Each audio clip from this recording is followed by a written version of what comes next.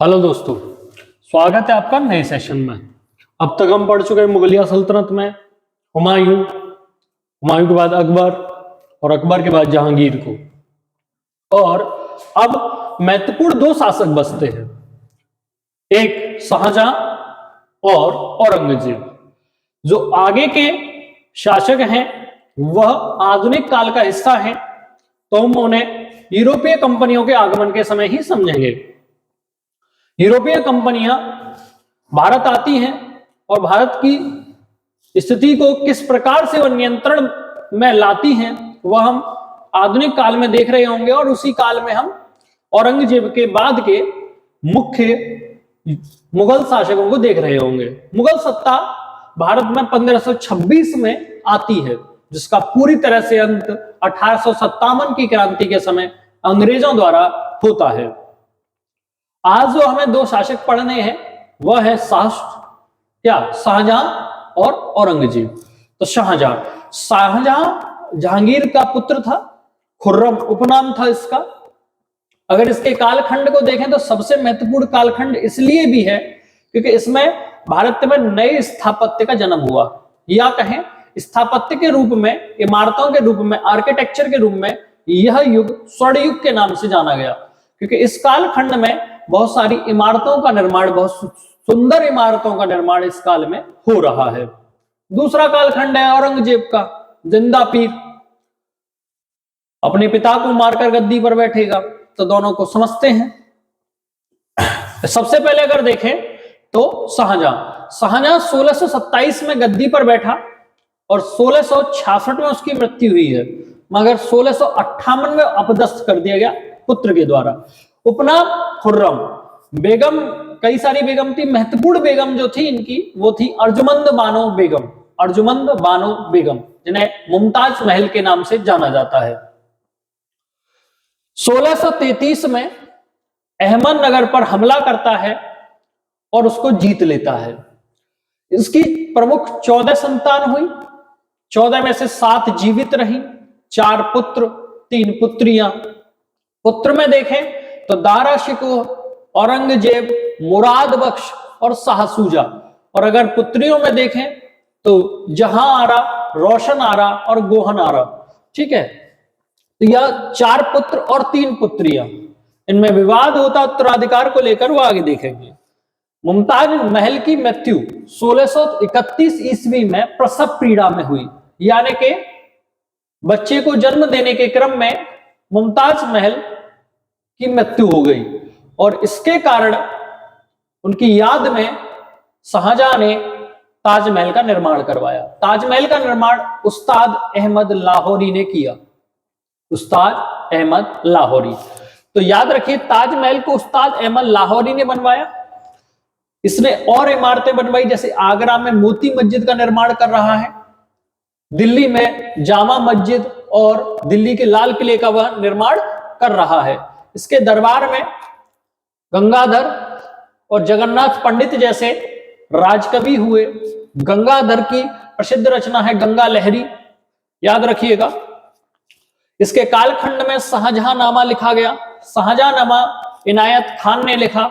दूसरी पुस्तक पादशाहनामा अब्दुल हमीद लाहौरी ने लिखी। और इसी के कालखंड में इसका पुत्र दारा शिकोह, जो कि एक बहुत जानकार, पढ़ा लिखा और समझदार व्यक्ति था, उसने 52 उपनिषदों का अनुवाद किया, जैसे नाम दिया गया सिर्र-ए-अकबर। सिर्र-ए-अकबर 52 उपनिषदों का क्या है, अनुवाद है। और किसने किया? दारा शिकोह ने। दारा शिकोह इन सभी भाइयों में सबसे पढ़ा लिखा और सेकुलर, धर्मनिरपेक्ष व्यक्तियों में माना जाता रहा है। तो अगर हम देखें तो ये जो पुत्र है, इनमें विवाद होता है उत्तराधिकार को लेकर। तो उत्तराधिकार को लेकर जो विवाद होता है वह देखें तो बहादुरपुर का युद्ध 1658 में हुआ, शाहसूजा वर्सेस औरंगजेब। इसमें औरंगजेब जीतता है और शाहसूजा हार जाता है। धर्मट का युद्ध, धर्मट के युद्ध में औरंगजेब ने शाही सेना को पराजित कर दिया। फिर उसके बाद सामूगढ़ का युद्ध। सामूगढ़ का युद्ध 2 चीजों के लिए महत्वपूर्ण है। दो चीजों के लिए किस प्रकार से कि दारा शिकोह को पराजित करता है। सामूगढ़ के युद्ध में कौन? औरंगजेब। और शाहजहां को कैद कर लेता है। शाहजहां को क्या कर लेता है? कैद। और शाहजहां को कैद करके आगरा भिजवा देता है, जहां उसकी 1666 ईस्वी में मृत्यु हो जाती है। तो अपने पिता को कैद कर लेता है और उसकी मौत हो जाती है। दारा शिकोह भी मारा जाता है, दारा शिकोह मारा जाता है, शाह सूजा भी मारा जाता है। फिर आप देखेंगे मुराद बख्श की भी हत्या करता है। और देवराय के युद्ध में अंततः दारा शिकोह को पराजित करके औरंगजेब ने मार डाला। तो किस युद्ध में मारा उसने दारा शिकोह को? तो देवराय के युद्ध में दारा शिकोह को औरंगजेब ने मारकर उसकी हत्या कर दी और गद्दी पर बैठ गया। तो औरंगजेब 1658 से 1707 ईस्वी के मध्य गद्दी पर रहा। एक लंबा समय उसने व्यतीत किया है गद्दी पर बैठकर। सॉरी, जिंदा पीर, जिंदा पीर की उपाधि लेता है। आलमगीर अपने आप उपाधि लेता है। शराब जुआ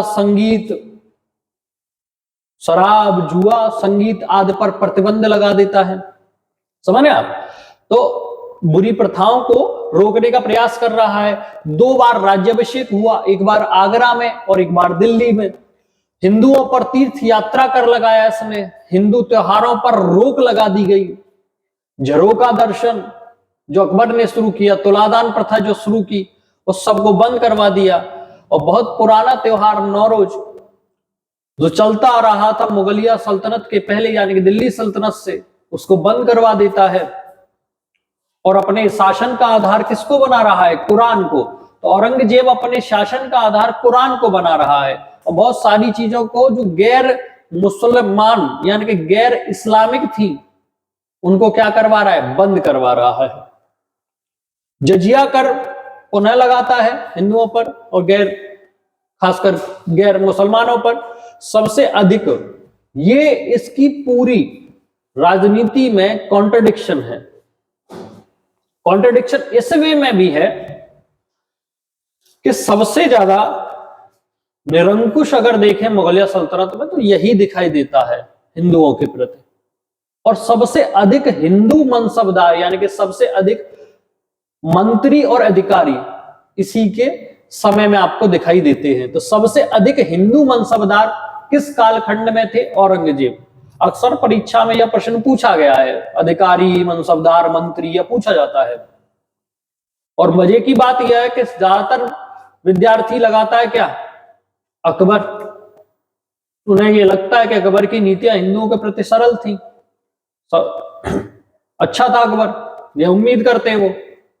तो वह समझता है कि अकबर है। किंतु सबसे अधिक हिंदू मनसबदार अधिकारी सबसे ज्यादा जो थे वो औरंगजेब के कालखंड में थे। शिवाजी ने पुरजोर विरोध किया औरंगजेब का। औरंगजेब के सेनापति को मार डाला।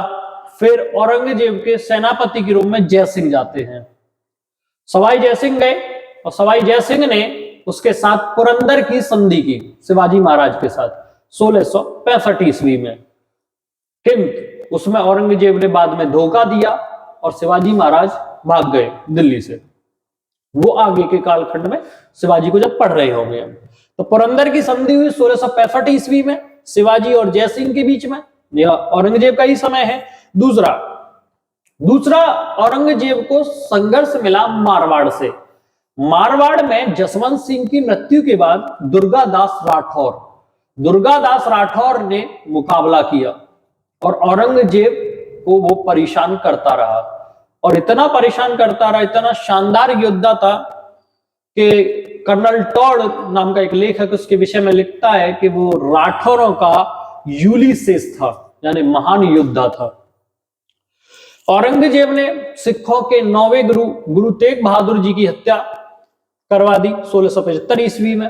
तो याद रखिए, जैसे हम जहांगीर को देख रहे थे, जहांगीर हत्या करवा रहा है किसकी? गुरु अर्जुन देव की। और यह हत्या करवा रहा है औरंगजेब किसकी? गुरु तेग बहादुर 9वें गुरु की। बीबी का मकबरा बनवाता है। आप समझ रहे हैं? शाहजहां से कहता है कि तुमने पैसे बर्बाद कर दिए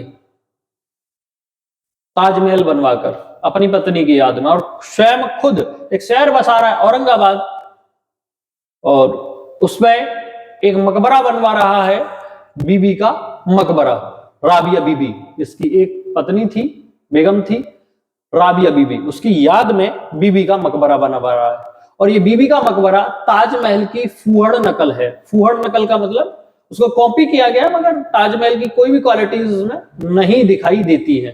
तो अगर कहे पूछे कि ताजमहल की फूहड़ नकल कहां है, तो औरंगाबाद महाराष्ट्र में।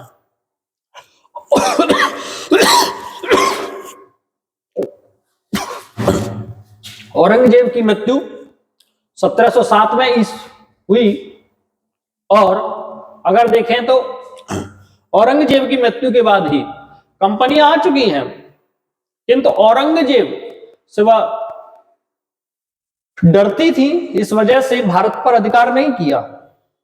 मगर औरंगजेब की मृत्यु के बाद वह धीरे धीरे भारत में छोटे छोटे राजाओं को हराती हैं, और फिर अंततः एक बड़ा युद्ध, प्लासी का युद्ध और बक्सर का युद्ध होता है, जिसमें कंपनियां भारत की स्थिति, खासकर बंगाल की स्थिति को कैप्चर कर लेती हैं। तो यह अगली कक्षा में तो आप स्क्रीनशॉट ले सकते हैं। मिलते हैं नेक्स्ट सेशन में। नमस्कार।